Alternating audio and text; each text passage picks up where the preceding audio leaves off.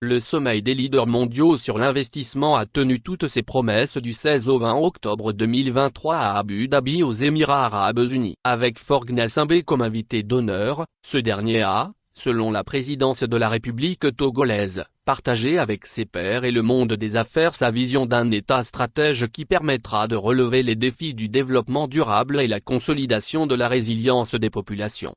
Le cœur de mon propos aujourd'hui concerne à moyen terme le rôle de l'État que j'appellerais stratège. C'est le travail de fond sur le rôle de l'État qui, à l'horizon 2030, nous permettra de pleinement réaliser les ambitions d'investissement et par des partenariats publics-privés, a martelé un Forg Gnassingbé qui ne pouvait pas ne pas faire mention de sa sacro-sainte feuille de route gouvernementale qui a selon lui permis l'avènement d'un partenariat fructueux avec le secteur privé pour le développement d'une plateforme industrielle dans la banlieue nord de Lomé, la capitale.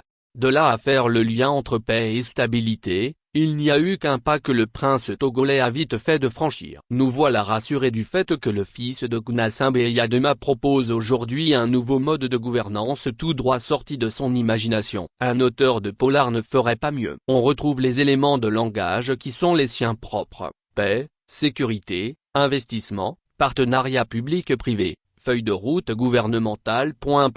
Et pour couronner le tout, l'État stratège, trouvaille qui fera date. Faut croire que l'homme est juste bon à créer des formules sans réel impact sur le vécu des masses. On se croirait presque au temps béni du mandat social vendu aux Togolais comme la panacée de tous leurs maux. Bientôt 10 ans que ce mandat trop vendu a été mis en place, mais ce mandat social, qui a nécessité la création du plan national de développement, qui lui-même s'est éclipsé au profit donc de la feuille de route gouvernementale, n'aura finalement servi de rien aux citoyens plus appauvris qu'ils ne l'étaient avant la mise en place de ces machins destinés à enrichir davantage une minorité jamais repue, jamais rassasiée.